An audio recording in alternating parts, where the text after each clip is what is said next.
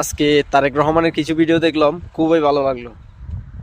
একটা মানুষকে টেকে এনে স্টেজের মধ্যে যে হজ করেছে অথবা উমরা করেছে এরকম মানুষ, তারপর জিজ্ঞেস করতেছে কাবাগরের মালিককে অথবা জান্নাত জাহান্নামের মালিককে, এই পৃথিবীর মালিককে। তো সব মানুষ উত্তর দিতেছে সব কিছুর মালিক হচ্ছে আল্লাহ তাআলা, সব কিছুর মালিক আল্লাহ তাআলা। তো উনি এটাই বোঝাতে চাচ্ছেন মানুষকে ডেকে আনে সব কিছুর মালিক আল্লাহ তাআলা, আমরা নয়। আমরা হচ্ছে মুসাফির। কিন্তু অনেকে দাবি করে জান্নাতে যাইতে পারবে, সাপোর্ট করলে জান্নাতে যাইতে পারবে অথবা ভোট দিলে জান্নাতে যাইতে পারবে। এগুলো হচ্ছে মিথ্যা কথা। উনি এটাই বোঝাতে চাইতেছে।